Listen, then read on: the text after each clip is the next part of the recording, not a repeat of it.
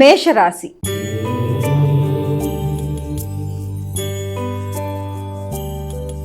అమ్మ, మేషరాశి వారికి ఎలా ఉంది ఈరోజు? మేషరాశి వారికి వ్యక్తుల యొక్క సహకారం చాలా వరకు అనుకూలంగా ఉండే అవకాశం లాంటిది కనబడుతుంది. సజ్జన సహకారంతో అనుకున్న పనులలో ముందుకు వెళ్ళడానికి మీరు చేసే ప్రయత్నాల్లో మీకు మంచి ఆలోచనలు, అలాగే మీ సామర్థ్యాన్ని పెంపొందించుకునే దిశగా మీరు నిర్ణయం తీసుకోవడం, నిర్ణయ సామర్థ్యం, దాంతోపాటుగా దగ్గర ప్రయాణాలు అవి కూడా చాలా వరకు అనుకూలంగా ఉండే అవకాశం కనబడుతుంది.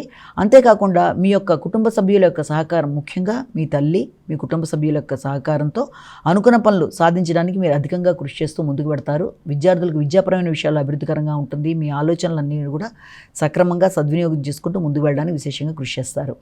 ఇక వృత్తిపరంగా కూడా అభివృద్ధి కొరకు తీసుకునే నిర్ణయాలు చాలా వరకు మీకు అనుకూలంగా ఉంటాయి. వృషభ రాశి.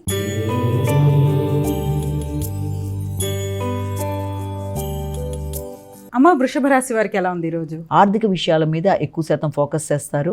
ముఖ్యంగా ఆకస్మికమైన అవకాశాలు, ఆకస్మికమైన నిర్ణయాలు, అనుకోని ఖర్చులు మొదలైనవి ఉన్నప్పటికీ కూడా మీ యొక్క తోబుట్టులతో సంప్రదించి కొన్ని నిర్ణయాలు తీసుకోవడానికి ప్రయత్నాలు లాంటివి చేస్తారు. కానీ వీలైనంతవరకు దూర ప్రయాణాలకు అవకాశం ఉన్నప్పటికీ ఎమోషన్స్ని నియంత్రించుకోవాలి. అలాగే అభిప్రాయ భేదాలు దూరంగా ఉండాలి. అంతేకాకుండా మీ యొక్క కుటుంబ సభ్యులతో, ముఖ్యంగా కుటుంబం, సంతానం మొదలైన వారితో కూడా వారికి సంబంధించిన ఖర్చులు అధికంగానే ఉంటాయి. వృత్తిపరంగా, విద్యాపరమైన ఎలక్ట్రానిక్ వస్తువుల పరికరాల కొరకు కూడా ధనాన్ని ఖర్చు పెట్టినప్పటికీ కూడా వారితో ఘర్షణ రాకుండా తగిన జాగ్రత్తలతో ముందుకు వెళ్ళడానికి కృషి చేయాలి. మిథున రాశి.